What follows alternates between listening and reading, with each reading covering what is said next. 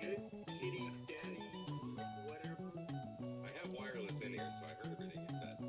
There we go. We got it, everybody. We made it. All right. I think we made it. Okay, here we go. Here we go, yes! Live! Woo! Live! Oh, man. Well, that was fun. All right. Well, I want to say a big thank you to Callum for throwing the show over, the DX Commander. We got the link in the description, so check him out. Gentlemen on Zoom, I'm going to hop out here and get this thing going, but thank you, everybody, for the chat. And maybe you'll join our Discord, and we'll talk there later after the show, all right? Catch you later. See ya. Okay, let's see you guys. All the best. I'll take you out of my fantastic people. Well, that was fun.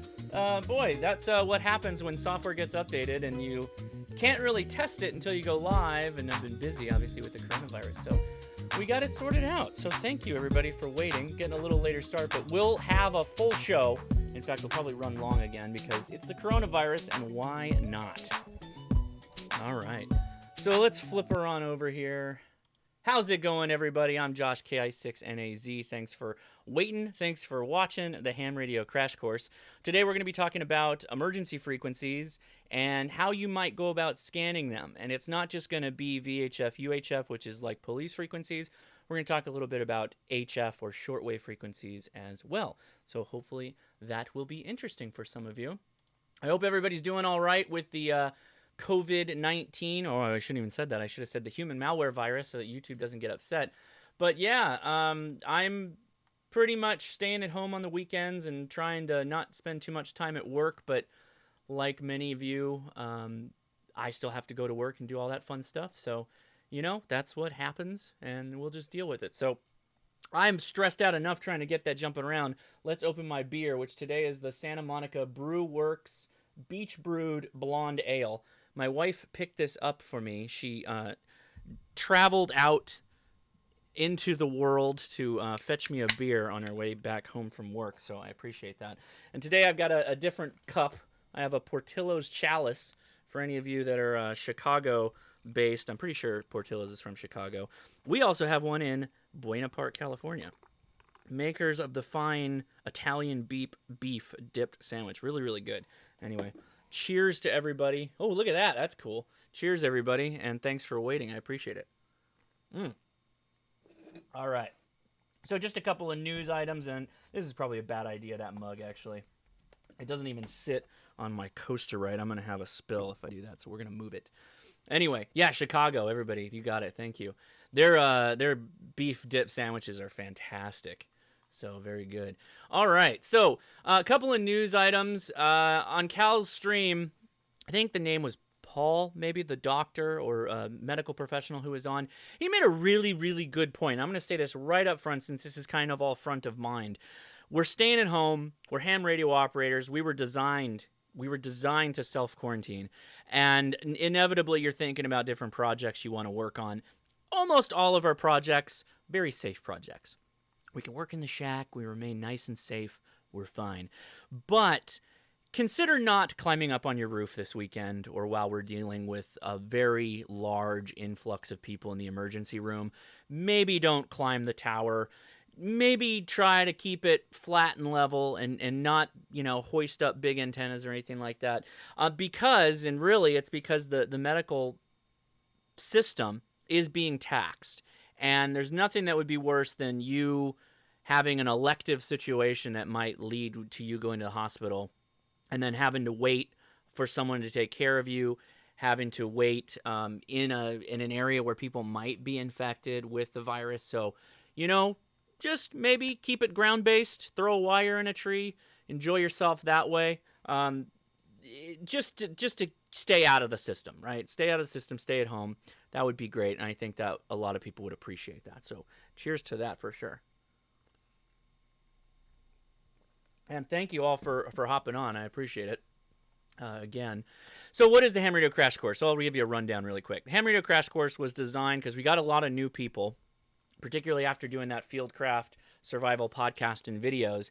The Ham Radio Crash Course's goal is to be a welcoming environment for ham radio questions. And it's not for just new people.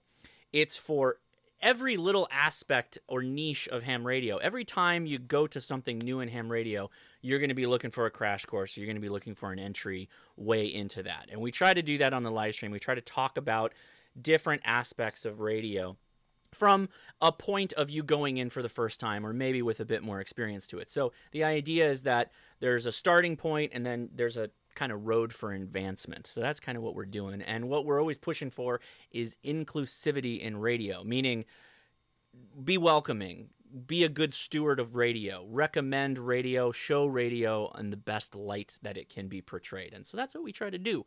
And part of that is our Facebook page and our Discord server that we have, and the links to both of those are in the description.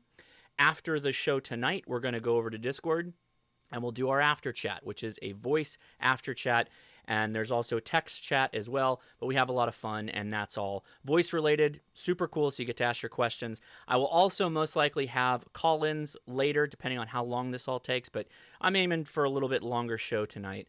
And just as a reminder, I'm probably going to be doing a giveaway next Saturday for the live stream, and it will be done via Discord.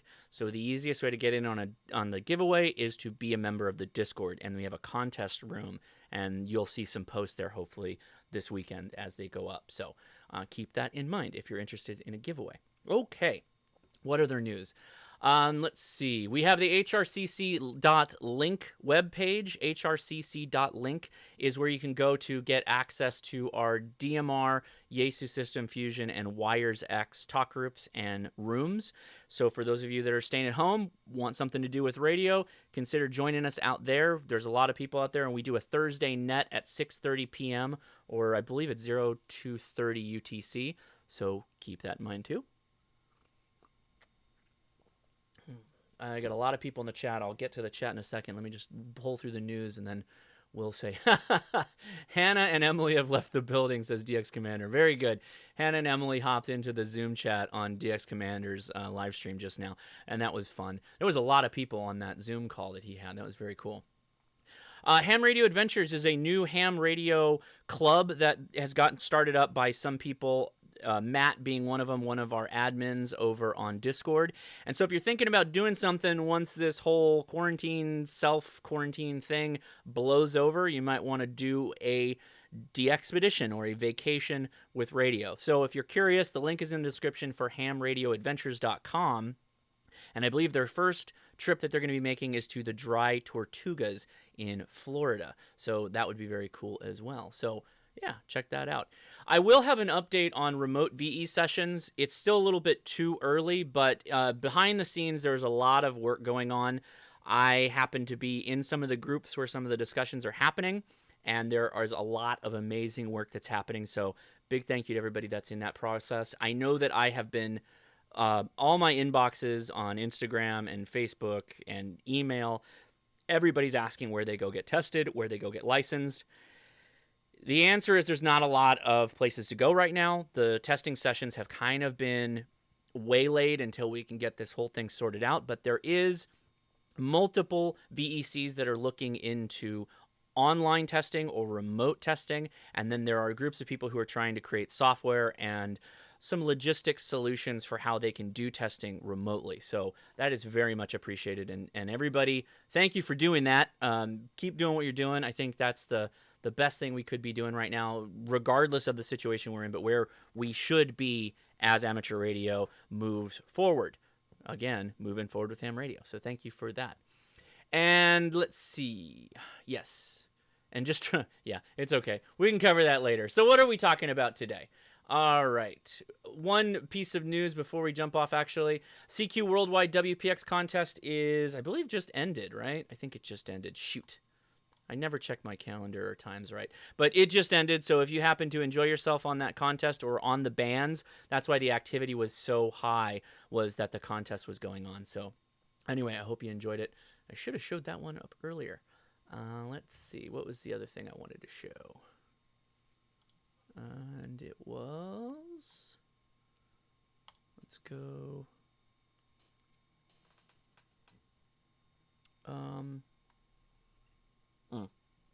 It's okay. We'll do it later.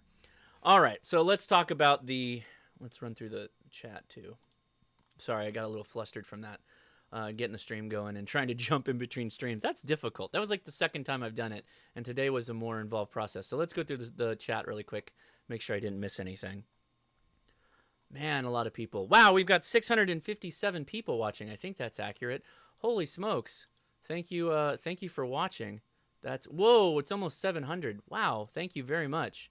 That is definitely a record, I think. That's the most we've had. So thank you very, very much. I appreciate that. And let's make sure I've got that chat room up so I can keep tabs on all of that. All right. Man, there's almost too much for me to keep track of. All right. Well, I will hopefully have the call-ins in a little bit. But let's get started. Okay. So what's the point of all this? So as I mentioned when I started the show, and just a ton of questions that I've received because we obviously are in an emergency situation. So the question came up of what frequency should you monitor during an emergency? And there's really kind of two ways to look at it.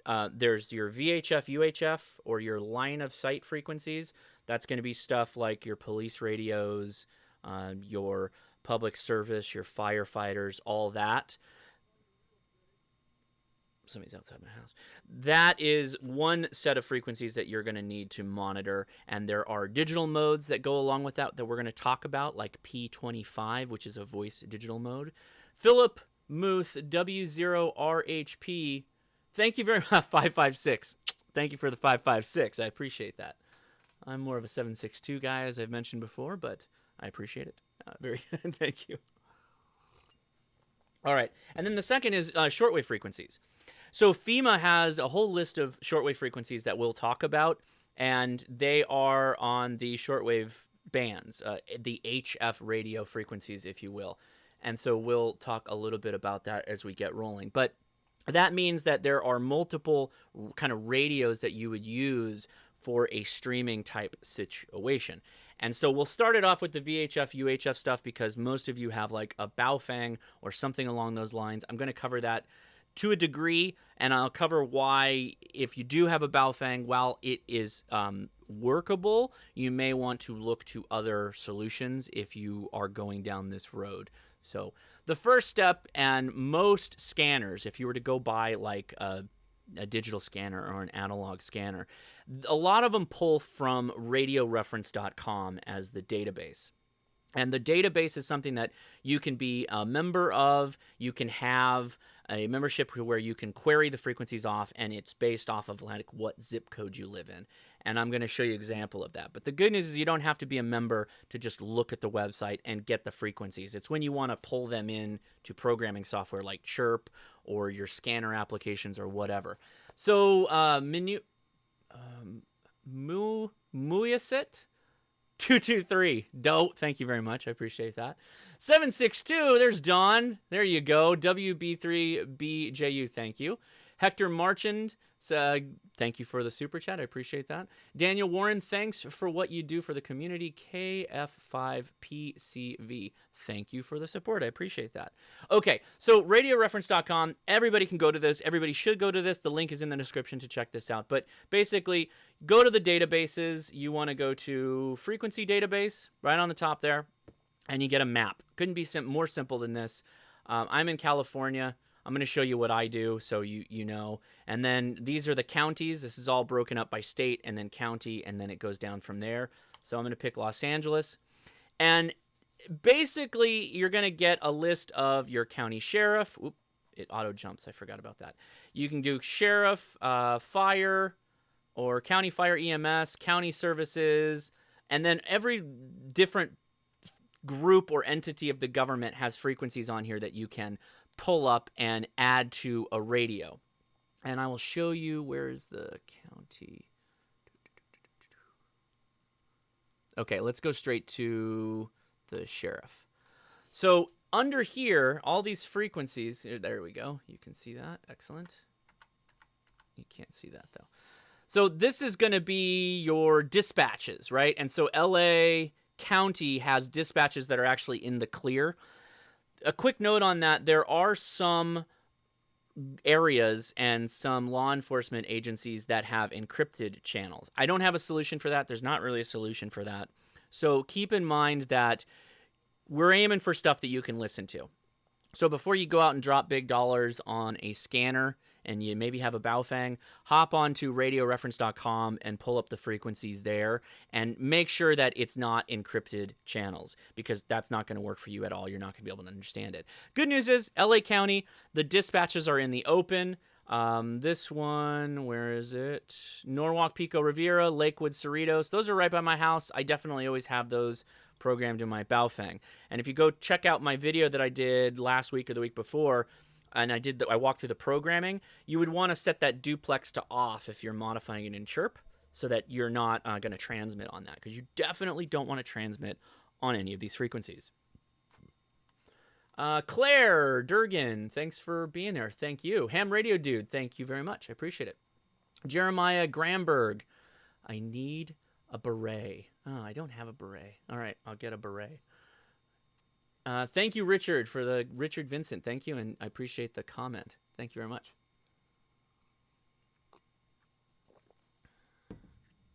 So Joel B KB4JAC. There are trunk systems, and actually that's what you're listening to, is you're listening to the dispatch. But yeah, they're trunk systems that are coming in to the dispatch. You can listen to the dispatch in the clear, and you can sometimes hear some of their simplex frequencies, but a lot of their stuff is trunked. So already, much of what you start reading as you look at this database is not going to work for a Baofeng. However, like I said, these ones will. These are all FM and pretty much in the open. As you start going down, though, let's see if we can find one that's broken up a little bit. These are all FM. These are clear voice.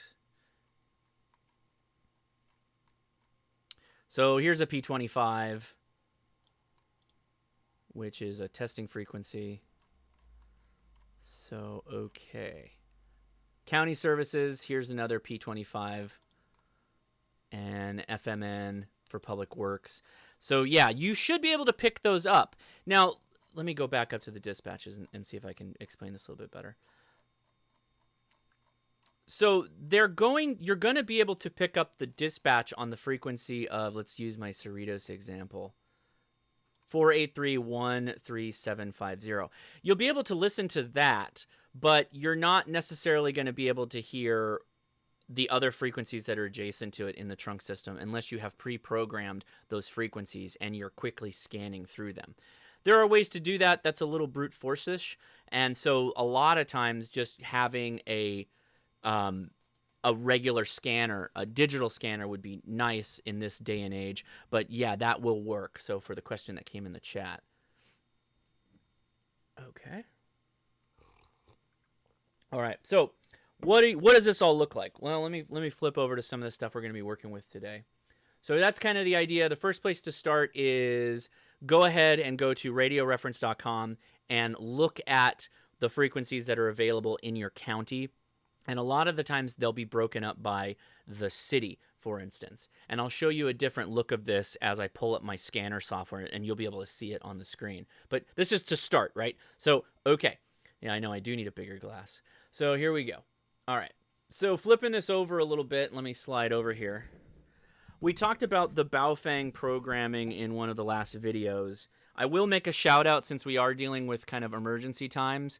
The MIR-Kit, or MIR-Kit, the radio programming universal kit that has 5 of these leads on it, will program like so many different radios, and it works. And the last time I checked, it was $20.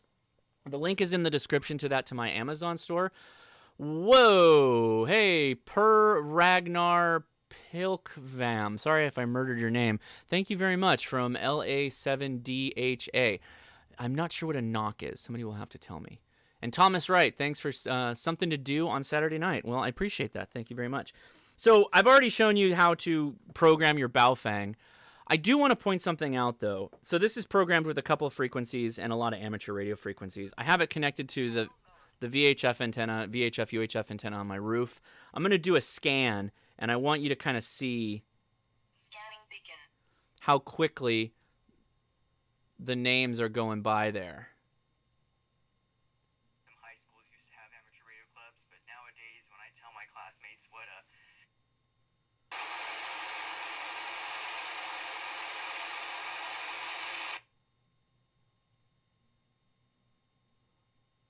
Okay, so you get the idea. compassion and significantly conserve human rights, yet the way they vote tells a different story. So what if someone gets pregnant from Okay, so there's the dispatch. That's Altadena.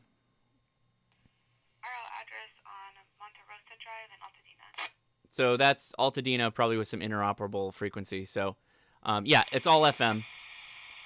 But your mileage is going to vary, right? Now, as a comparison, this is my FT3DR, which I don't have the programming software for yet, so I'm just hand programming it. I do want to show, though, if I go off of memory mode, so I'm just here, and I start the scanning. Where's my scan? There it is. I may have to change the squelch, but yeah.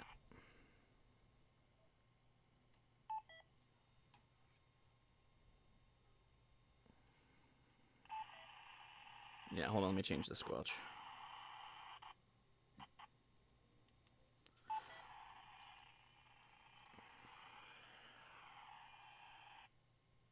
See how much faster it goes through the frequencies? The problem with the Baofeng, and I've mentioned this before in other videos, that it doesn't scan very quickly. It's kind of slow. So you're going to be better off in some cases going with a devoted scanner, either a handheld or even something that's more like this, because the Baofeng's like kind of slow. But of course, these are way more expensive, so I do appreciate that. Let's see. FT2DR we don't need to talk about. And the other radio that we're going to be talking about or using is going to be my C Crane, which we've covered in the Fieldcraft video, and then probably the major thing that you may want to think about is an SDR of some kind, and this is an SDR Play receiver. It's just a small box with an antenna feed in and a USB. We'll be using this on the display in a second, and we'll walk through how to use that a bit and what to set up.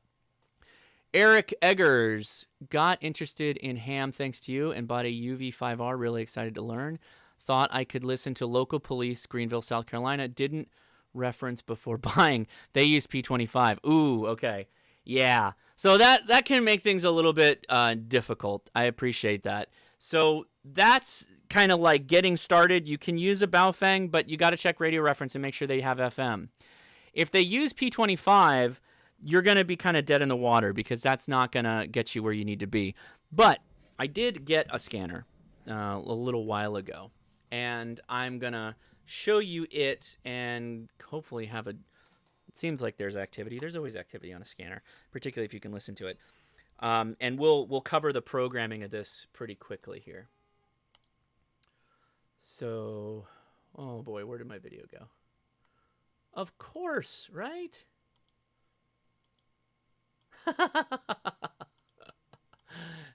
It was working before the stream. Why did it stop?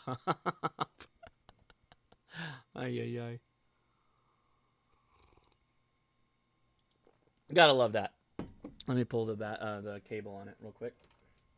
I gotta say, when you have multiple cameras, multiple USB, multiple things that are feeding into your computer, that is always fun. That is always just a lot of fun. Makes for there it is. Hey, there's my scanner.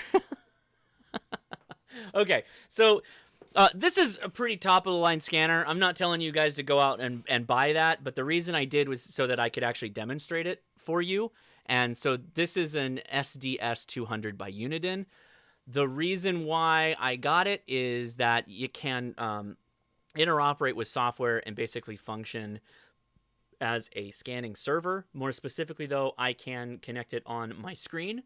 So this is a cool radio, but I'm not pointing everybody to it because it's gonna get you kind of expensive. But here's some of the output that you might expect on it, and I'll put my cans on so that we don't get blasted. Well, if we could pick something up, that'd be great. FB67 incident is 3 more. And do you want to cancel FB163? Hopefully that wasn't too loud. 67, roger. And so the Jordy, advantage of a devoted scanner like this, Party this is 11900 P25. Carl Street, incident 3260, RD1605. Any Foothill unit, ADW suspect here now, 11510 Sproul Avenue, no suspect description. Code 2, incident 3356, RD1602. Domestic violence 5002 Navarro Street, code 2 at 33540. Okay, you get the idea. 426. So the thing to remember about a scanner like this is the scanners, a devoted scanner, this one may be the top of the line, but even an inexpensive scanner, although I would point people to ones that do digital and trunking, is that they usually have a much broader frequency range that they support. They work with VHF and UHF and, than HTs. The Baofeng is only VHF and UHF, the kind of 2-meter area that's equivalent to ham radio bands and the 70-centimeter area. The scanners they go much higher than that. They go lower and then much higher in frequency, so you get a much wider range of frequencies. And if I show you my desktop, I can demonstrate that. So this is the app that runs on my scanner. Let's see if I can blow this up a bit. I'm using ProScan for the SDS200. And if I sort this by frequency, this list of... so the lowest frequency that we've been picking up... Hey, stop it. Stop it. Why am I fighting this thing? Is 39 megahertz, 42 megahertz, 45 megahertz. And then the highest has gone all the way up to 935. And then it tells you the different modes of operation. That was on FM. This is on narrow FM. There's been some P25 in there as well, which I believe is the narrow frequency. So anyway. Evan Hartman, over 800 people watching. Whoa, 800. This is probably the biggest show I've ever done. So thank you, everybody, for watching. I appreciate it. So this is the computer GUI display for that scanner I just showed you. This is called ProScan. ProScan works with multiple scanners, but since I have the SDS200, it works with that very well. And Edward Griffin says, ProScan is good software, but a beginner can get by with the free Uniden Sentinel software while the wallet recovers. Great point. Sentinel is another great app. The advantage of using ProScan is that you can do remote scanner over IP. You can actually create a web server, which creates its own web page. And if you were so inclined, you could pop a port open on your home network, and you could get to it when you were out and about. So you only would need like your iPad or whatever to connect back to your scanner to be able to receive frequencies out and about. All right, so I'm going to flip this over to the favorites editor. Since I was talking about what frequencies you might want to monitor, I'll show you what I monitor and give you an idea of what I'm looking at. So I made a favorites page here for this scanner, and all I have to do usually is just USB connect the scanner into the computer, and I can just load these in as I change them. But I'm generally listening for, let's see, the common federal frequencies, the wide area use federal frequencies, and by the way, these are all coming off of Radio Reference, and actually your scanner will likely have a database that it comes with or that you can get through whichever company you get it from, so just keep that in mind. You're not completely stranded when it comes to getting your scanner.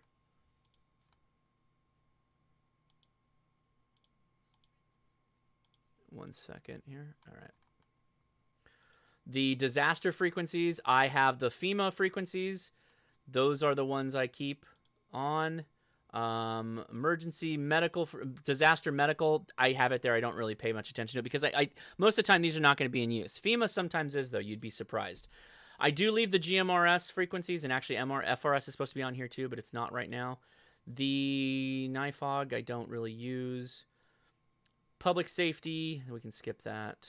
So Los Angeles, again, this is going to be specific to you, but the Los Angeles City Police, I have all the dispatch on there.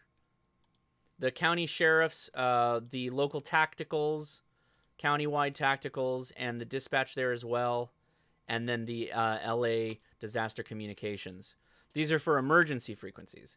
Long Beach, you can get RACES, which I've mentioned RACES before. RACES is your radio emergency response that runs through FEMA. It's an amateur radio group you can join. There's usually areas and segments in your own area, as well as, and now I can't think of it, ARES, that is run by the ARRL. And I leave the fire on there as well, but these are CERT frequencies. You may have different CERT frequencies. Again, consult radio reference so that you know which ones you're supposed to be on. And that's not a needed one. Operations. These are operation repeaters. Yeah, because you got Lukens here. So Lukens is a mountain. So is Oak Mountain, Red Mountain, Tejon. You get the idea. That all came from radio reference. And to do that, if I remember how to do this correctly,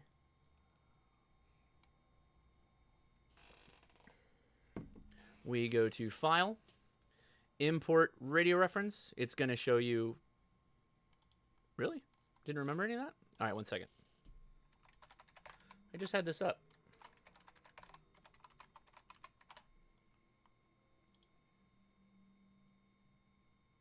Oh, okay, good.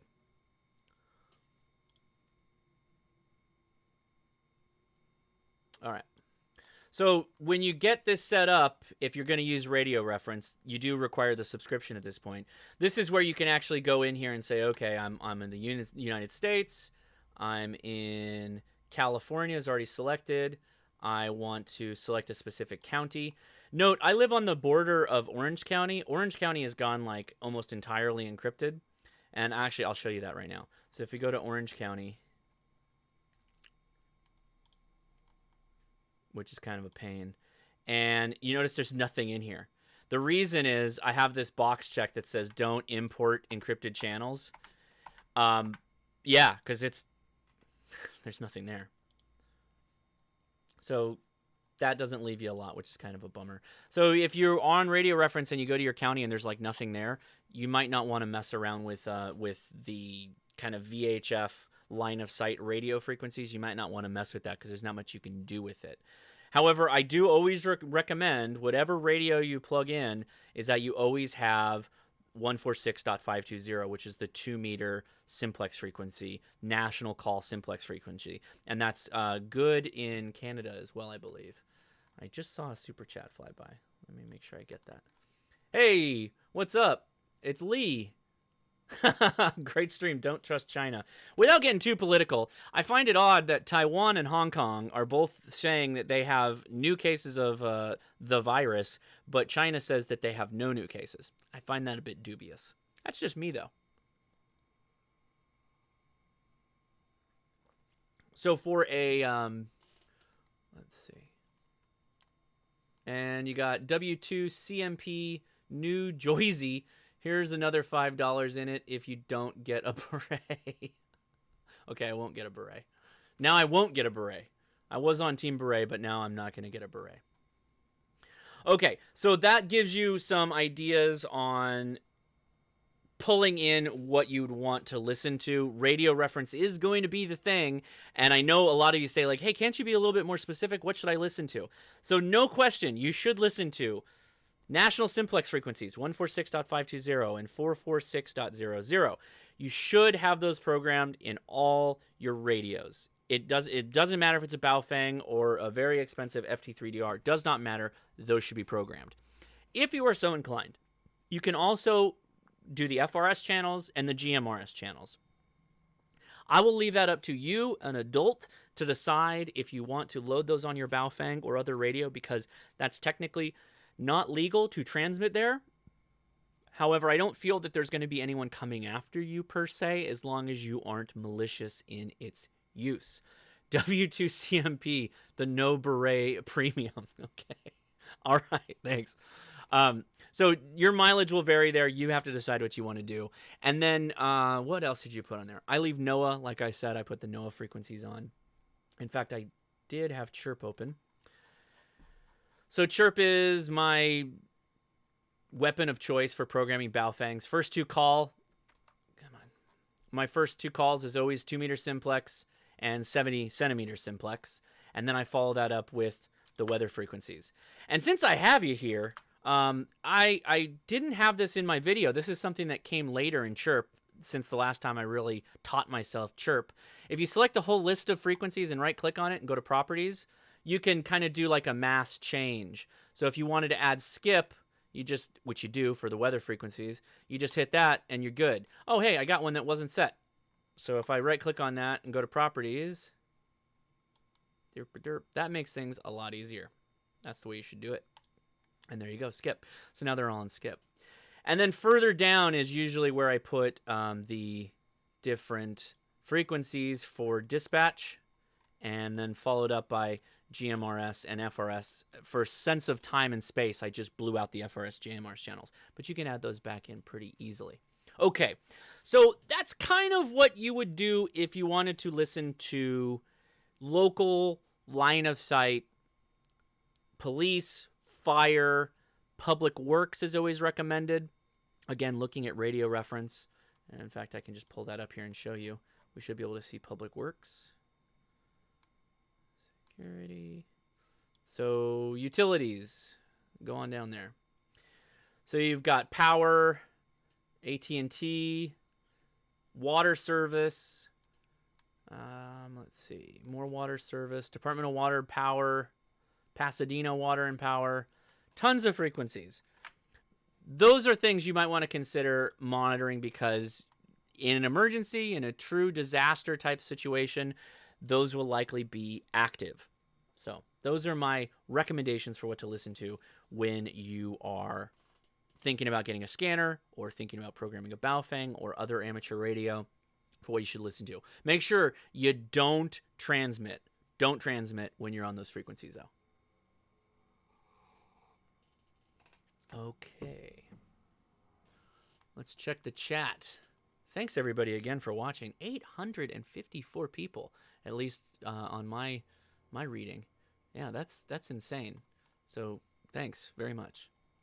I appreciate that this is all because you're stuck at home and you're stuck with me, but I guess there's plenty of other things you could be doing with your time. You could be watching Minecraft Let's Plays, for instance, but thank you for thinking about boosting up your radio proficiency. I think that's important.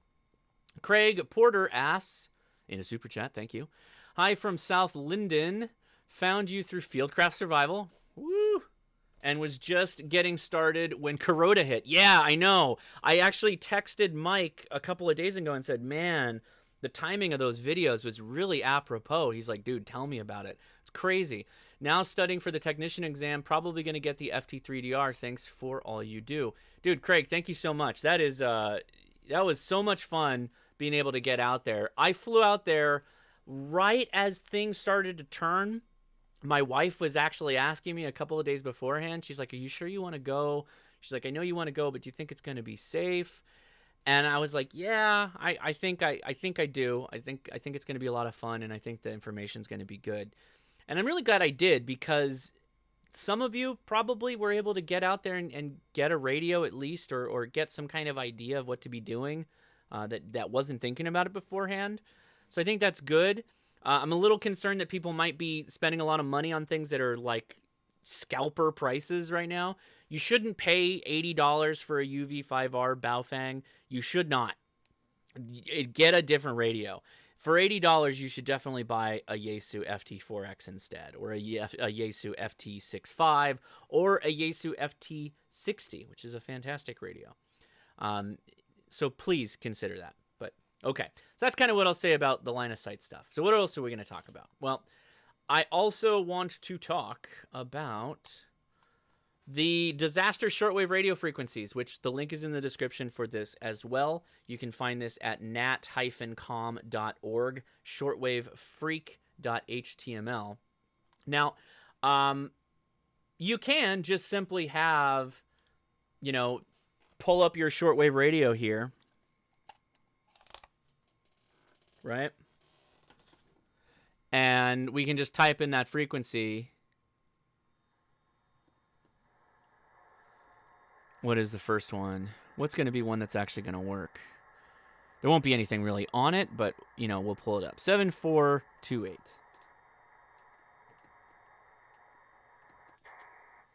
And these are upper sideband. So, yeah, you could just pull those up and listen. They do have activity, not a lot of activity. During an emergency, you're going to see way more activity. Joe Markowitz, thanks for making me less ignorant. Thanks, hey man, no problem. No problem. Happy to help.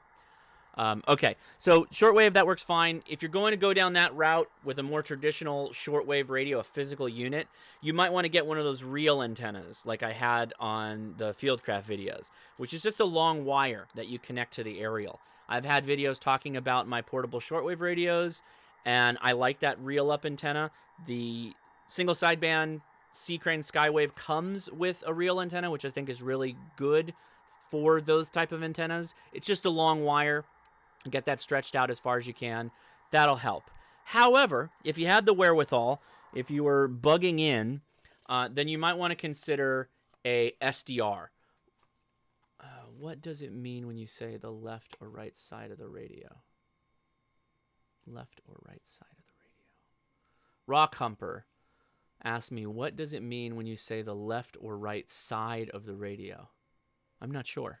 I'm not sure what I meant by that. Did I say that? I don't know if I meant upper sideband or lower sideband?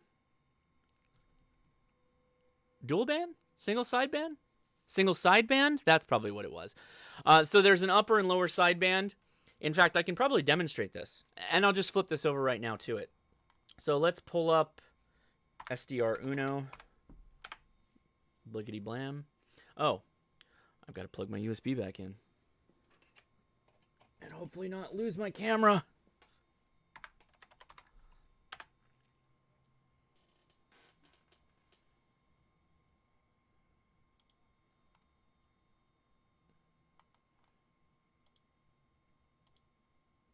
Whoa, what happened to all my... What? I'm gonna lose my mind. You set things up before stream, right? You do all this work. And I do. I really do. I try and take a lot of time to get this stuff going. And I save everything while I'm doing it, just so I don't mess anything up. And then I can just pull it up quickly.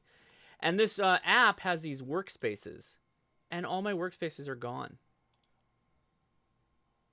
It just sacked all my workspaces. They're all gone. What an absolute nightmare. It got rid of everything. Wow, that is very frustrating.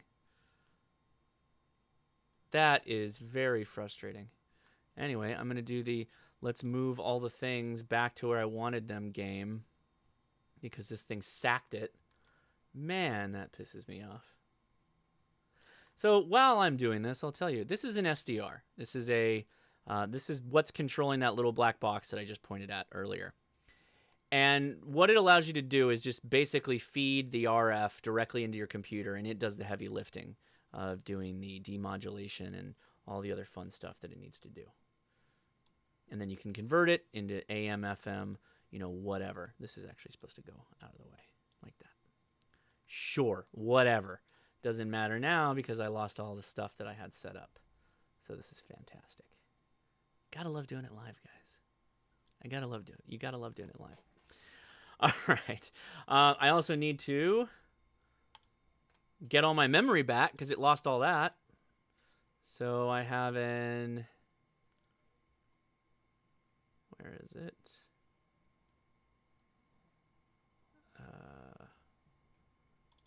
Uno memories. There they are. Okay. It was going to be a real short part of the HF if we had to do this by hand. I'd be pissed. All right. So what we're looking at is basically a GUI representation of like an HF radio. With this, I can listen to shortwave frequencies. This is a receiver. It's not a transmitter. That little black box is about $100. I did a review of one that's $200. It's like the big brother of this $100 cheap one that I have. And cheap is probably an accurate term. It's on the cheaper side. Let's see. Somebody asked a question about an SDR antenna. Yes, I would recommend a end-fed half-wave antenna for receiving. Those seem to do pretty well from my experience. Oh, wait. Is that why?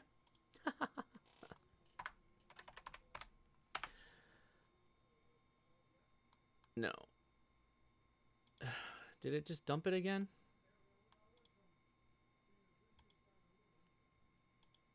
It just dumped it again. What is wrong with this thing?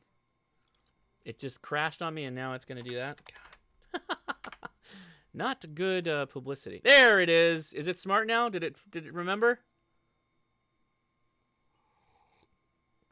Good enough. That's fine. We'll move on.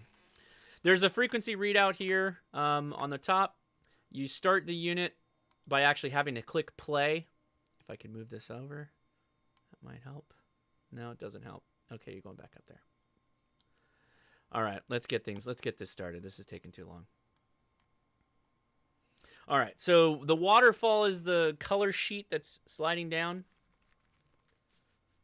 And let's bump the volume up a little bit so you can hear this.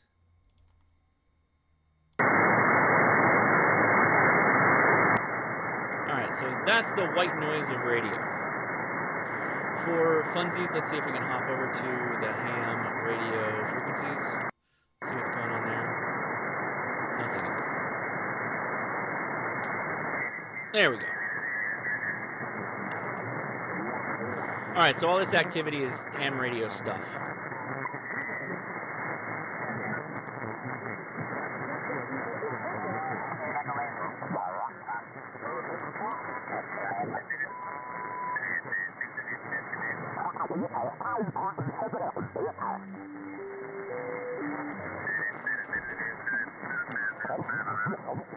We're right on a big station, that's why. Thank you for the multiplier. This is Kilo Tango 7 Echo Contest. All right, so you get the idea. There's contests going on. We're looking at the 40-meter frequency space right now. We're not going to monitor that necessarily for an emergency, although hams will definitely be talking about what's going on. What I ended up doing, let me mute this guy for a second. What I ended up doing was I created a list of all the FEMA frequencies that you see here. And they're basically referred to as Foxtrot, then the number. And they use both upper sideband and lower sideband, but my understanding is it's mostly upper sideband. Everything that I've ever heard was upper sideband. Excuse me. And they also use what's called ALE, which is a digital voice mode over HF that can also exchange messages. But instead of like having a shortwave box, like, you know, if you like sitting down with a radio, a physical radio, and scanning through the frequencies, hey, more power to you. Go ahead and do that. But for those of you that don't, there is a software here that you can use, and you can just click through the frequencies very quickly like that. So let me bump this up a little bit. We're likely not going to hear anything, and I'm going to have some bad results on some of these lower bands. I'm getting a lot of interference though, huh? So I'm just clicking down my memory list. Oh, that's interesting.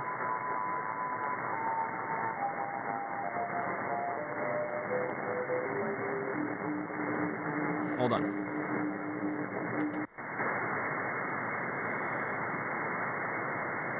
No, that was just an artifact. I'm changing antennas as we do this. I happen to have that luxury of being able to have multiple antennas up. Modern Ham, thanks for the awesome quarantine entertainment. Cheers, buddy, for quarantine entertainment. Thank you for watching. I appreciate it. Andre Salgado, I just bought a used FT1DR for $180. Is that a good price? I would say it's a push-pull for the seller and the buyer. I think that's both parties were probably satisfied with that. If I was on your end, I'd probably be okay with that. A bargain price would be $100, I'd say, on an FT1 if you could get it. I would also ask if it came with any accessories. That might be a good deal. The problem that you may find with radios like that one is as they get older, the batteries start to degrade. Depending on how heavy it was used, the battery could be on the end of its life, which might not be helpful. So I'm just hopping through here to see if we can hear anything. I don't think we will, but then we can talk a little bit about what this all means. That is nothing.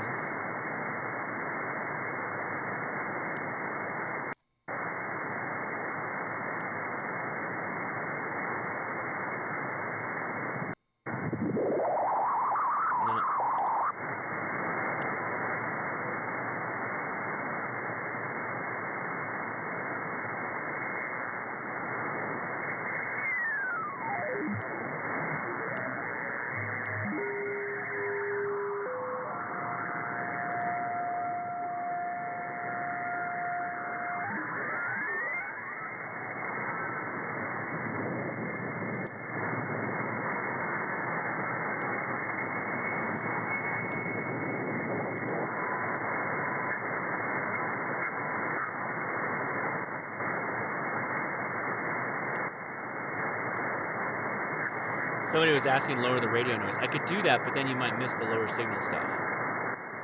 Which again, this is kind of like HF, so we want to make sure we hear that. There's something in here. Let's see if we can slide down to it.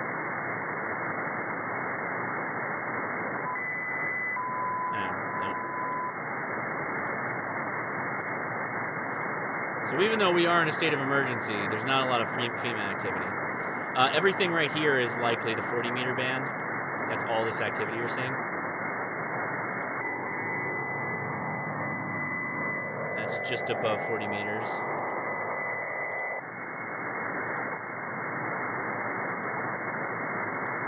Okay. So those are the frequencies for that. Let me go ahead and mute this for a second so you stop hearing that.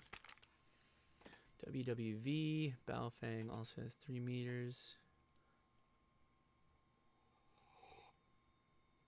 Krone is Norway currency. Oh, thank you very much. That goes way back to the beginning of the chat. I appreciate that. Tim, so does, okay, good. All right, so then that's, I use this for monitoring HF frequencies a lot because it's very easy to jump around. And like I said, I just made this list that allows me to jump through the whole thing. And using the SDR play, going back to this again, I'm on this memory path. If I just go to the scanner config, hit the memory button, and hit play, it'll just start jumping through and scan it constantly until it finds something, and then it will stop.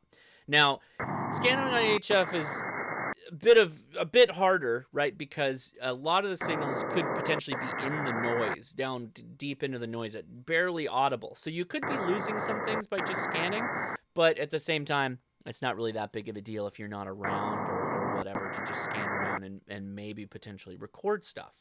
So this is generally what I use to listen. I use the C crane when I'm out and about. I like that the most for those situations.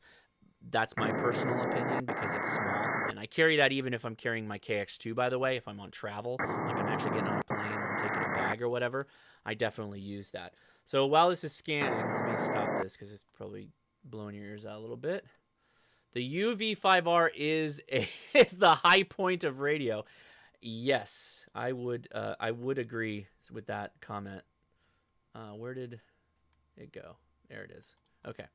So what are some of the other frequencies? So you have the FEMA frequencies. The American Red Cross has disaster relief frequencies that they run.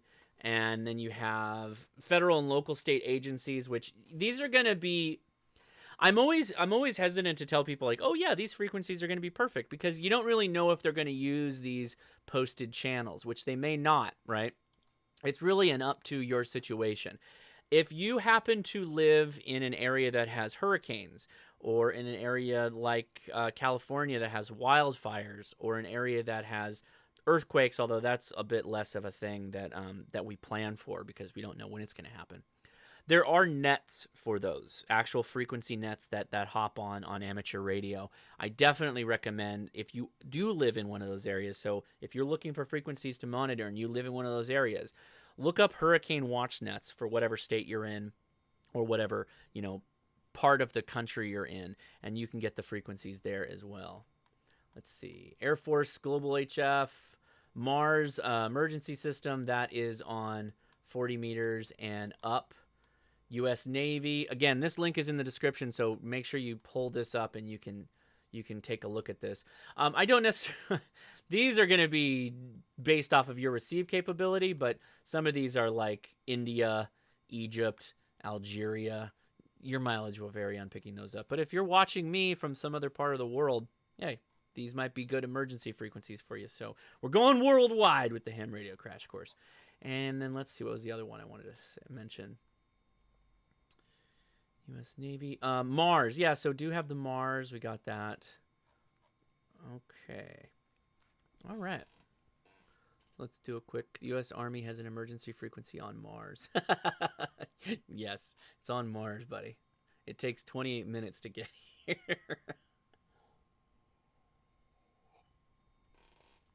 Let's see. What's going on in the chat?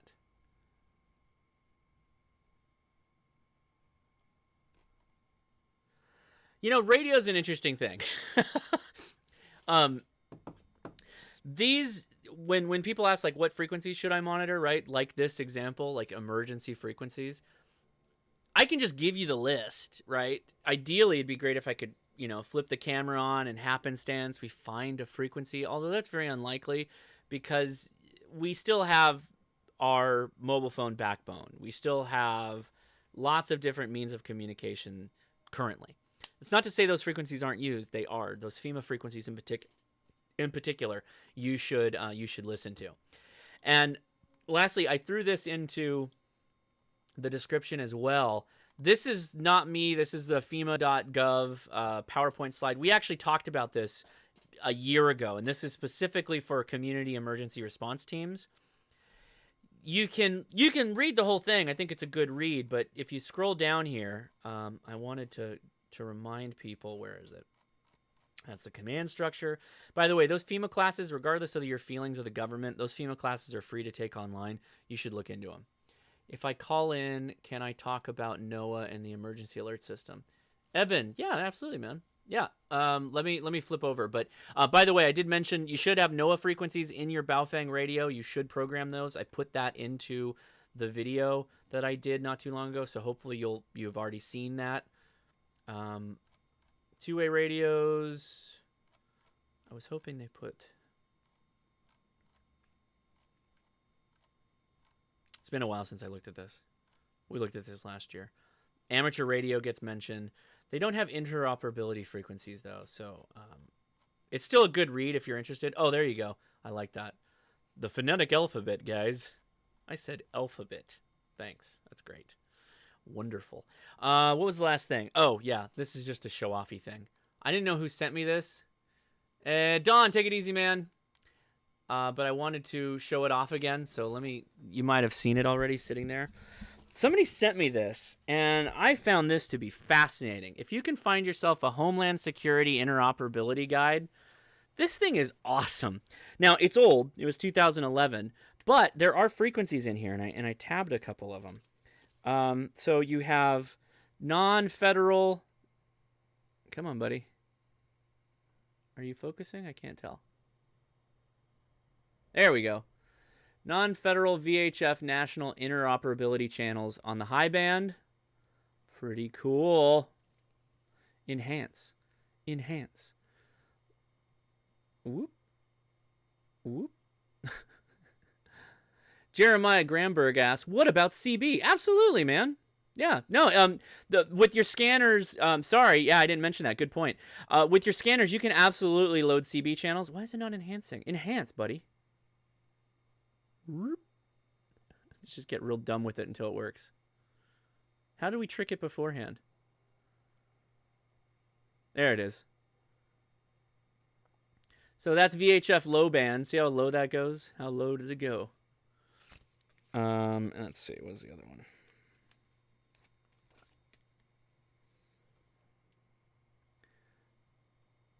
Okay. Whoop.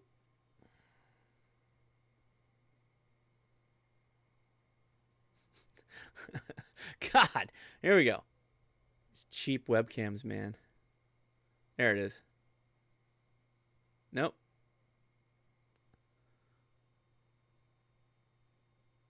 All right. Well, I'm going to throw these into the river. But there's also a list, if I remember correctly. Tactical narrowband. So yeah, if you can find one of these, I highly, highly, highly recommend it. Non-federal UHF natural interoperability. 700 megahertz interoperability channels.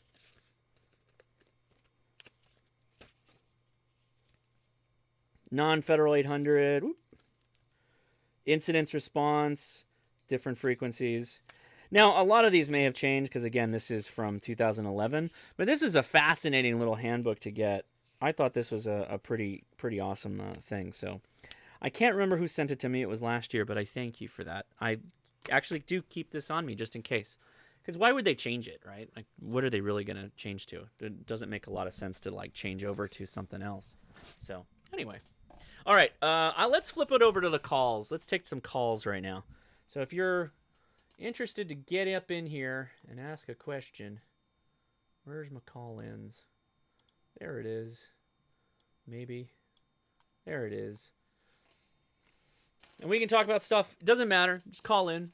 You can talk about ham radio, talk about whatever. Conference muted. All right, we Unmuted. should be good.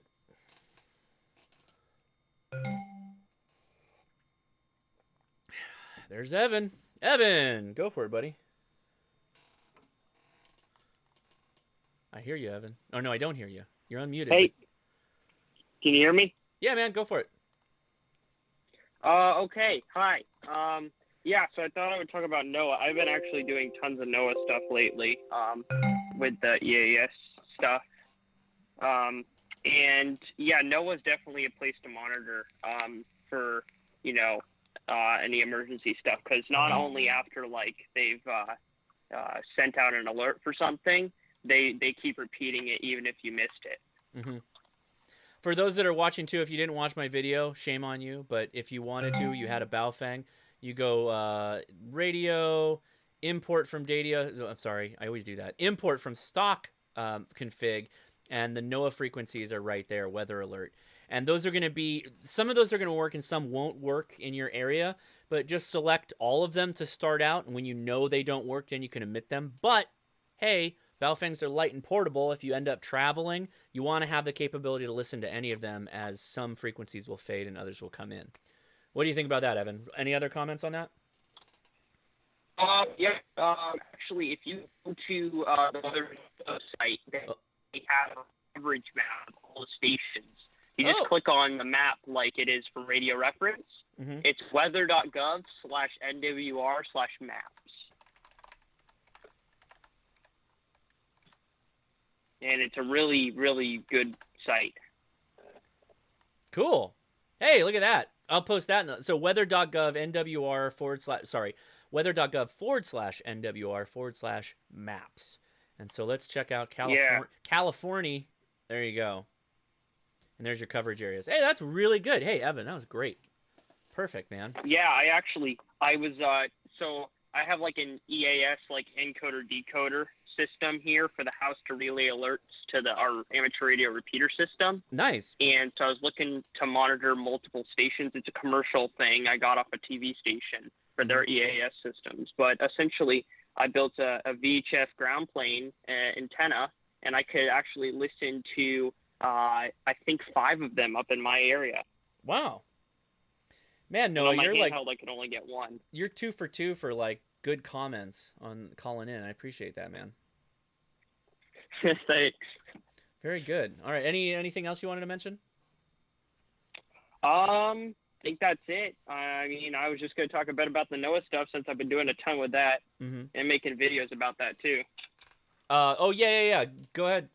Mention your channel. Oh yeah, it's Evan Vanderstoop. It's here, I can post in chat, but yeah, it's Evan Vanderstoop. And it's just a little green icon. Yeah, that's the easiest way to remember you, is that icon. Yeah. Yeah, drop it in the chat and we'll grab it before it gets I posted nerfed. in there. But yeah, there you go. I don't see it. Maybe it got nerfed. One of the admins will probably grab it, repop it. Yeah, there it is. I don't see it. Okay.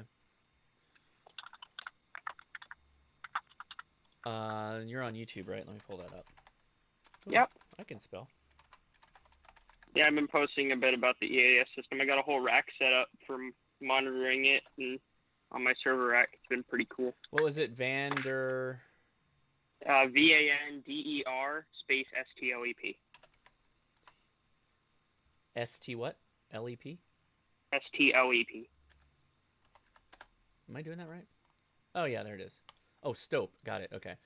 There you are. Yeah, there it is. Get his subs up a bit. Let's break. You get 2 people and you're 500 subs, man. You're not too far away from 1,000. That's awesome. You're halfway. Right on. Cool. All right. All right. Thank you, Evan, for calling in again. Down there. What's that? You can see the rack down in the bottom one, the ham radio thing. You can see that rack behind me in that thumbnail. Cool. Oh, That's yeah, the ELS behind me. relay. Oh, nice. Okay, everybody go check out his ELS relay station. Good call. All right. Well, thanks again, Evan. Appreciate you calling in. Yeah, totally, Josh. Take it Good easy, stream, man. by the way. It's definitely nice to have during this quarantine. Thank you for watching. I appreciate it. All right. Take it easy. All right, see ya. All right. Thanks, Evan. Another good tip from Evan. Hi, caller. New caller. What is your name? Yeah, this is Claire, WZ90 calling in. I know you were mentioning something about a half wavelength end-fed antenna. If I had to use an end-fed antenna when it came towards receiving, what length would you recommend in regards for using that? It depends on how low you want to go down the frequency space. If you want to like get way down to low frequency stuff, you're gonna need a lot of wire, probably over 100 feet. You know what I mean? You see where I'm going with it? Is like the further down the frequency space you want to go, you're going to require more wire. And that's so just maybe. Go ahead. Sorry. Yeah, maybe about 200 feet to get to 80. Oh no, you'll meters. No, so you'll hit 80 no problem. Remember that most of the time when you're putting up a wire antenna, a lot of it is for transmitting. On the receiving side, you just want to make sure that the receiver has a good balance with the antenna, and an end-fed seems to do pretty well for receiving antennas I have experienced. I don't really have a hard recommendation on the particular length. I know that I have a 127-foot radiating element on an end-fed, half-wave end-fed that I use on my SDR, and that seems to do okay. It kind of can get noisy though, but I guess I have the advantage that I have 4 different antennas that I can switch to depending on the time of day. That seems to help. So. Yeah, and that's kind of tricky since I do live in an HOA. If you live in an HOA, there are receiving loops that you can buy specifically for shortwave listening. So if you go to, if you Google SWL receiving loop and look for the ones that are for shortwave, they sell some that are for broadcast AM, and then they also sell some that are for shortwave. I would look at an SWL receiving loop if you're interested in that for a shortwave receiver. All righty. Thanks for that. Yeah. All right. Very good. All right. Take it easy. Thanks for calling in. Is this N6KV? Yes, it is. How you doing, Josh? How's it going, man? What's up? All right. I'm moving up to Klamath Falls. Right on. And like I said, I'm in the process. I'm just waiting for everything to get through and whatnot. But I have a stupid question with Chirp. Uh-huh. I just picked up a UV, 5R X3, the tri-band. Yes. And I was using it, and the problem I was having is when I tried downloaded it. It cloned the frequencies I had to list, but it keeps coming up with an error, and it came up with errors on several of my other Baofangs that I have. What's the error? It's driving me. It just says the communications. It doesn't match. It says something doesn't match, and it's been driving me up the whiz. Have you ever been able to that. download from radio? Yeah, I've been able to download from radio, but if I'm using a different, same Baofeng, but a different radio itself, I have like 3 of them, and I'm cloning, I want to download the same frequencies in it. It just gives me an error. It downloads it, but it keeps giving me an error and whatnot. So you're saying you have, so are any of these radios programmed? Yeah, they're all programmed. I just programmed the tri-band, but I didn't put any 220 frequencies in there yet. But I just threw in the like how we say a code plug for sure my other one. So you're not really going to be able to take the tri-bander image file and throw it into the dual banders. Most likely, Chirp may complain about that, but I mean, you're going to have to be more specific and give me more error to go on. I need to know more about what error it is. I don't have it up running. I have two computers. I have an old FX 8350, and then I got a Ryzen system. And Chirp, I had an old version of Chirp on that, and it was working. But the new one has given me the problem. When was the last time you updated Chirp on the new one? The new computer. The new one I just updated. it. What cable are you using? I'm using a genuine Baofeng cable. Does it say Baofeng on it? Yeah. Ah. All right, we figured it out, guys. I got it from Radio Oddity. Nah. You're gonna need the FTDI chip. You need an FTDI programming cable. So going back to what I said in the beginning of the stream, if you're watching the video right now, you need an FTDI capable programming cable. It needs to be something that has a legit FTDI chip. Otherwise, it's probably it. So okay, all right. Now we're getting there. You switched computers, so the old computer worked and the new one didn't. Yeah. What was the old computer? What operating system was it running? It was running 10. The old one was running 10. Both systems are running Windows 10 right now, the most current. So since you already have the cable, you can try going to Miclor. Let me pull it up. So a lot of people have asked me this too, Miclor, because I guess it's not a name that you normally radio. Miclor radio information. This is a great website. Oop, let me throw that over here. Boop, boop, boop. Actually, let me do it this way. Be a little cleaner. That looks a little cleaner. So Miclor.com. See, they all these different stuff. Covers all these different radios. Covers cables and software. Here's your USB programming cables and software. What you need to know about the differences. This is probably the cable you have. This generic Baofeng cable. Does that look right? Oh no, mine has a big, it has a PCB on the USB end of it. So I presume it's from Radio Oddity. I presume they wouldn't send me a fake one, with the chip. Okay. I guess it worked before too. And you're sure that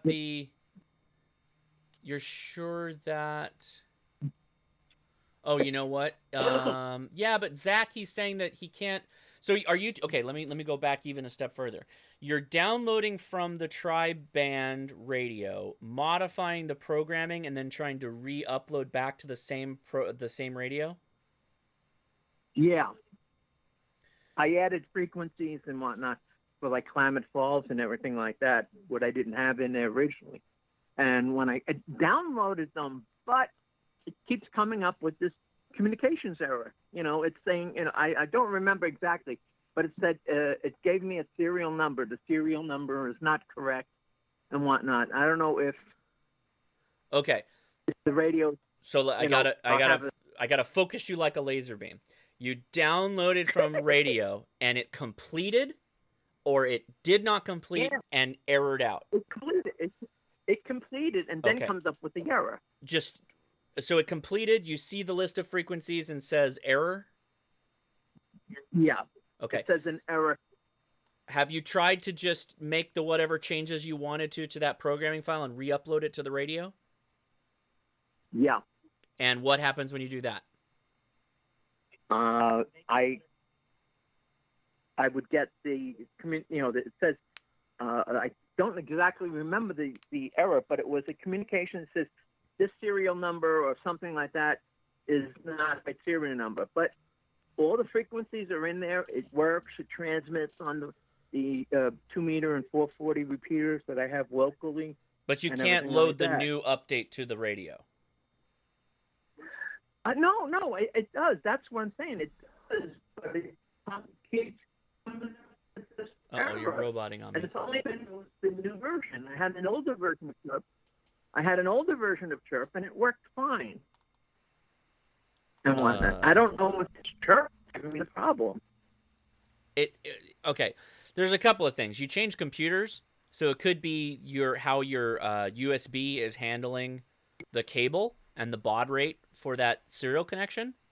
You'd have to go into the properties of the device manager for the computer. In fact, if you have the two computers, plug the cable in your device manager, right-click it, and go to properties and see if the values match the new computer. If they don't match, make them the same.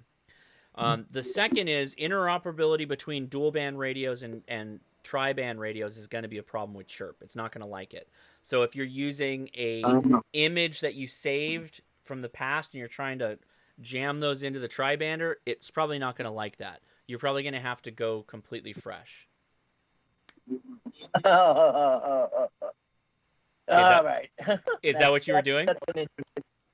Yeah, like I said, that's probably why. But are you trying to take the dual band image and put it into the tri-bander?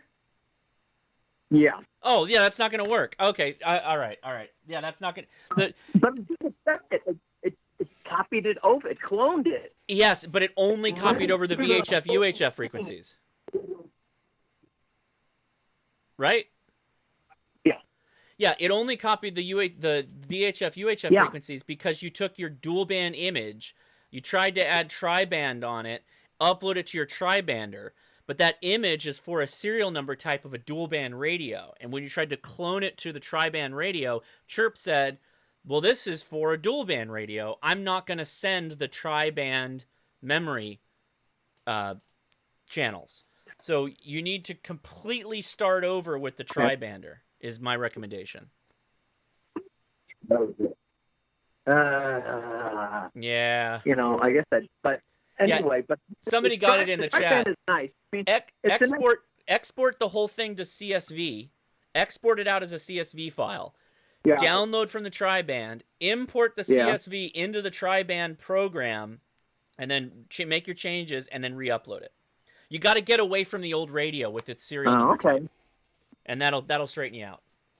No, I guess I picked up this fan for, I think it was like $45 or something like that, and whatnot. I thought that was a pretty good deal, you know. Yeah. I got it from Radio Oddity, and you know, and it's a nice little radio. I mean, I have an FT 3DR and I have an FT 65 and stuff like that. So, I mean, I got radios up the yin yang. Me too, buddy. I just upgraded my whole ham shack, but I can't do anything because I have no antennas. I just got an FT8 991A and an FT 891. Nice. But nothing. I got an inheritance. I got nothing. That's why I'm buying the house. You know, I've been a ham for 40 years. Right on. And all the CMR stuff and everything like that is driving me up the wall and whatnot. Yeah, well, keep at it, or join the Discord, or send me a message on Facebook if you don't get through it, and we'll try and sort it out. But I got another caller, and then I got a question I got to answer, and I'll try and help you out offline. All right, thanks a lot, Josh. I appreciate it. All right, N6KV, thanks for calling in, buddy. Take it easy. You're welcome. All right, we got one more caller, but I did get a super chat with a very specific question. They asked, this is for Max, Yaesu 818 with an amplifier or a 991? Yaesu 991. That is a very specific answer. I've never seen an answer a question quite like that. I'm guessing the amplifier is 100 watts output. I'm guessing it's QRP radio. For me, and I'm guessing I'm probably, unless you're like a diehard QRP portable person, I would go with the 991. I guess if we're talking about right off the shelf, if we're talking about off the shelf 818, the 818 is not worth the price tag that they're charging for it anymore. It's just simply not. And then if you factor in an amp, which my understanding, if you get an amp for an 818 for a QRP radio, those are mostly going to be like 20 watt amps. It's not necessarily going to be a 100 watt amp. That's almost the price of a 991. 991 is a pretty feature-packed radio. I'm not the biggest fan of its screen. There's some things I don't like about it, but it's still a good radio. It's up to you. That's personal preference. For me, I'd rather go 991. That's me. All right, let's see. We got another caller here. Is this Aiden KE5 AEW? MOW. Mike Oscar Whiskey. Mike Oscar Whiskey. All right, how's it going? It's okay. I don't know if you went over it. I only got in at the later parts of the stream. Scanning with an RTL SDR and Unitrunker. It works amazingly. I did not. And the reason... Okay, so let me ask you a question. Are you using two identical RTL SDR dongles? Nope, it works with one as long as your bandwidth is low enough in your city. Oh, so you're just using one. And I can monitor my city's traffic perfectly with it. I have done a great disservice. I should have done that. I will add that right now. Yeah. I don't have a second one, but I'm assuming that I'll get blown out because we do have a lot of activity. Yeah, it's better for smaller cities like Cruces where there's less traffic. But, is that where you're at? Las Cruces? Yeah. Ah, okay. RTL SDR, and it's Unitrunker, right? Is it Unitrunker? Yes, I'm using Unitrunker. I literally just have to use Unitrunker because none of it's digital either, except for the control channel. Oh, okay. Yeah. So Unitrunker, so what are you interfacing with? Are you using a Raspberry Pi or a Windows PC? Windows PC, because the Raspberry Pi doesn't like it. Oh, really? Okay. Yeah, you need to get some program that doesn't exist anymore to run it on the Raspberry Pi, so... That sounds like ham radio. Yep. Okay. There's some Intel emulator thing, or not Intel, but, you know, the general architecture the big CPUs follow. Mm-hmm. That you have to run on the Raspberry Pi, and it's super slow and basically barely runs Unitrunker. I bet. And you can't buy it anymore. Okay.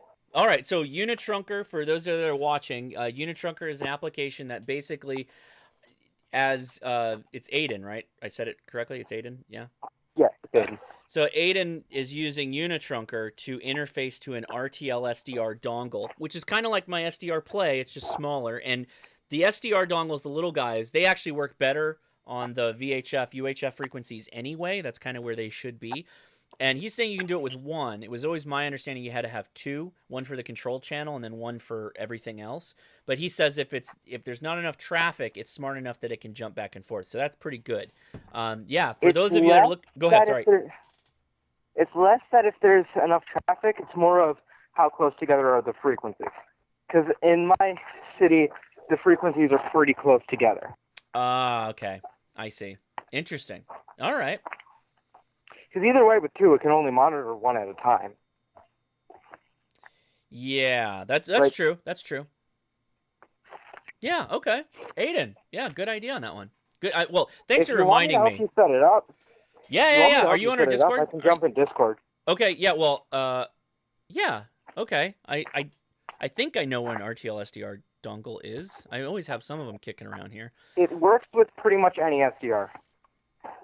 Okay, cool. Yeah, hop into Discord, send me a DM. I don't know that we'll do it tonight because we got to do the after chat, but let's figure something out. I can totally help you in the after chat because I plan to be there too. Okay, well, we'll see if people want to talk about that, then we will. That would be good. Cool. All right, thanks. Thanks, Aiden. Yeah, I know specifically how to do it with an RTL SDR. I haven't tried anything else just because the RTL SDR is what I had money for. Yeah. I understand. But it works flawlessly for me. Also, if your city uses like P25 or something like that instead of analog EDAX, you can pipe the audio from Unitrunker into DSD Plus, and then it'll not decrypt, but decode, I guess technically, that digital mode for you. Interesting. Hey, 86 DM Dennis, thank you very much for the super chat. I appreciate it. Okay. Huh? I appreciate that, Aiden. Yeah, good call in.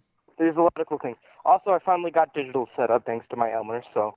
Good. Well, now you can hop on hrcc.link. Oh, not like... Like, not the, like FT8 FL Digi? Yeah. Oh, okay, gotcha. Cool. Right I've on. messed around with PSK31 a bit, and I quite enjoy it. Are there still a lot of people out there for PSK31? It's kind of quiet these days, There's not isn't a it? lot of people, but the people who are on it are great. They're like die hard. I'll live and die. I'll die on this PSK31 hill. Yeah, I don't like FT8 that much because you just don't get to talk to people. Yeah. Well, I mean, you are talking to them. You're talking to them via chat, right? And it does it automatically, and it's very boring to me. So I much prefer modes where you can have a QSO. All right. I gotcha. Well, hop on hrcc.link because we've got digital voice. Then. All right, I got another caller here. Aiden, I'll let you go. Thanks for the input. I appreciate that. Very good. 7-3. Thanks. 7-3. Take it easy. All right, we got a new caller. Maybe we'll wrap on this one. What time is it? Yeah, we'll wrap. Hey, new caller. What's your name? My name is Sean. Sean, how's it going, man? I'm doing all right. So, my question is about DMR. Mm-hmm. I got a TYT MD380. I thought I was getting a really good deal because it was $75, but then when it showed up, I realized it wasn't dual band. It's just UHF. And now I'm thinking about getting a Zoom spot to see if I can get on your Brandmeister chat group. Okay. And I'm not sure if once I get the Zoom spot, if I can connect to your Brandmeister talk group through UHF, or do I need to have just the DMR part is fine enough?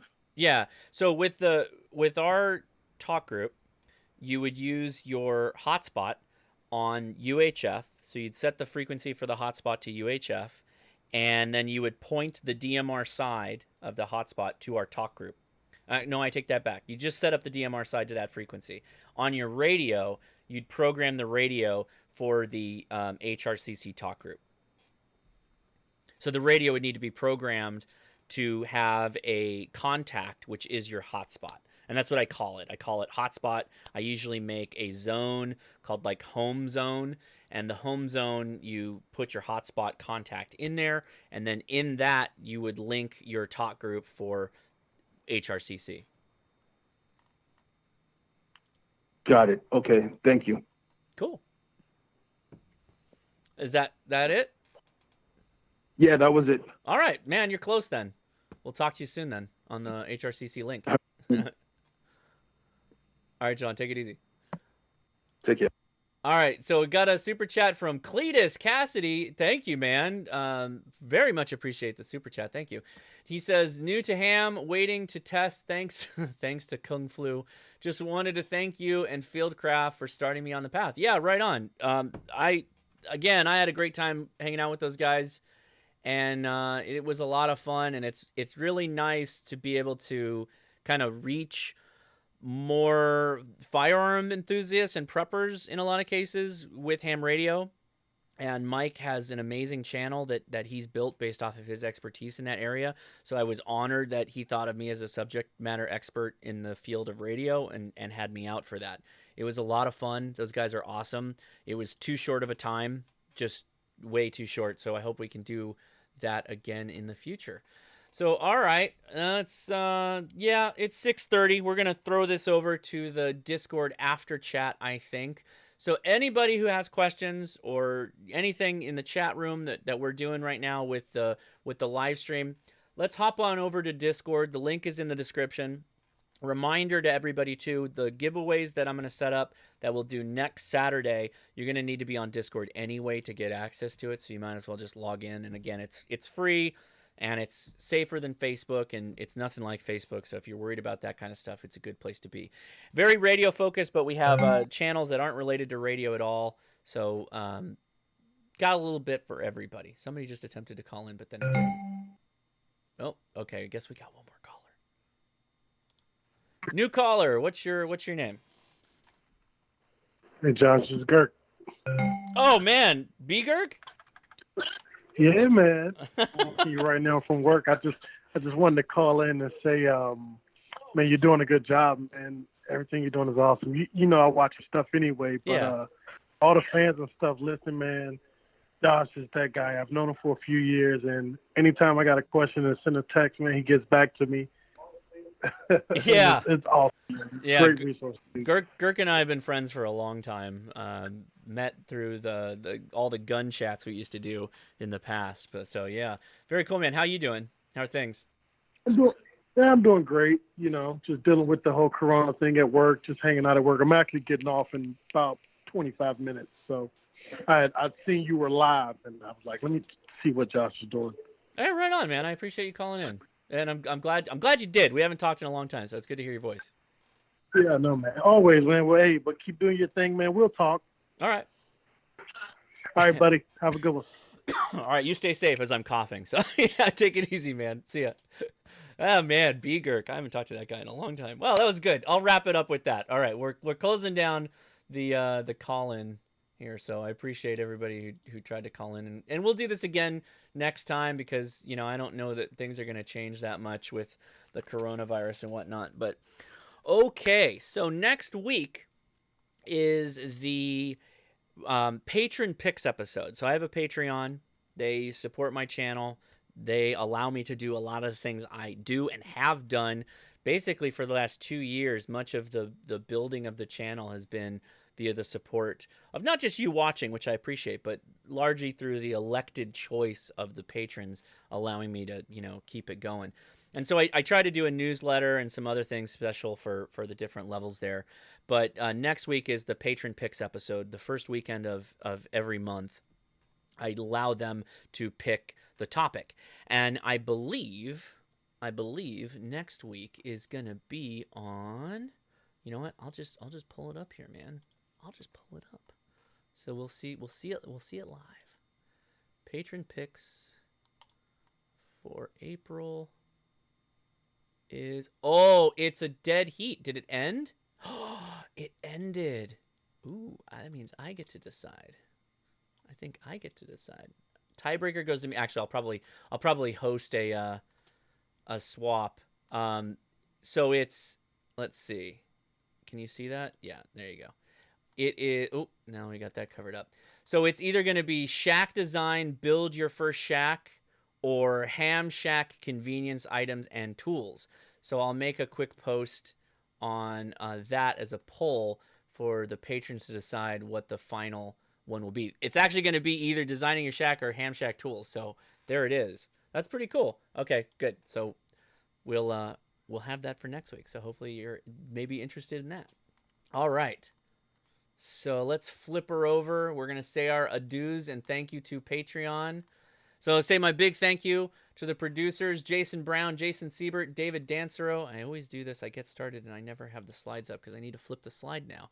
David Dancero, Danny Miller, Wesley Magyar, Barbara Schrock, Evan Hartman, Mark Fields, Brad Snyder, Dennis Dunderdale, Garrett Larson, 86 DM Dennis, The Wyoming Ham, Randall Hensley, Dennis Mickelson, Michael Hunt, George Gaiini, Andy, Kenny Miyamoto, Ron Thorson, Ken Hall, Sean Bales, KJ7ITX, Jergeshevich, Rob Zerges, Devin B. Hedge, Mark Chase, Raymond Cracker, Geraldo Kelso, Rob K8BCR, Lee Harrell, Michael Kearney, Steve Barker, Corey Sheldon, Brad Nadow, Stephen Hunt, Conrad Carroll, Mike Marusin, Mike Heerly, Harald Carpenter, The Brew Crew. My brew is empty, so thank you.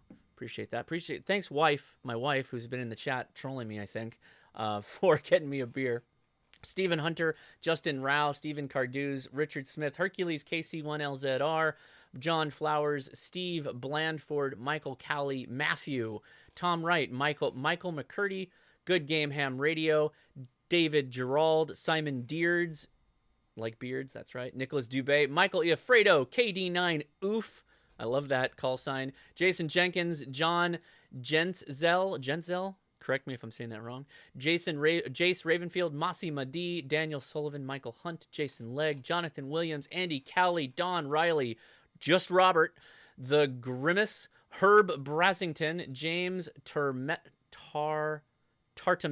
good, William Hustler, Ryan McDonald, Richard Swartz, and Michael Brennick. All right. Very good, guys. We had a crazy high record number of people in the stream today. That definitely was humbling. You're stuck at home. I'm sorry about that, but hopefully this was a bit entertaining and helpful. Post in the comments below. Send me a direct message if there's something you think I should talk about. I always welcome live stream topics. I have standalone video review topics until the cows come home. I could stop working and just keep working on just making little standalone videos, my 12-minute, 20-minute videos. But stream topics, always love stream topics. If you can come up with a good hour-long talk, let me know. Anyway, I'm Josh, KI6NAZ. Thank you so much for watching. Give me a thumbs up if you haven't. Hit that notification bell so you get reminded too. I saw some people that said they were making it late because they forgot. That's okay. No offense taken, but hit the reminder and you'll get it. So anyway, I am Josh, KI6NAZ. Thanks again.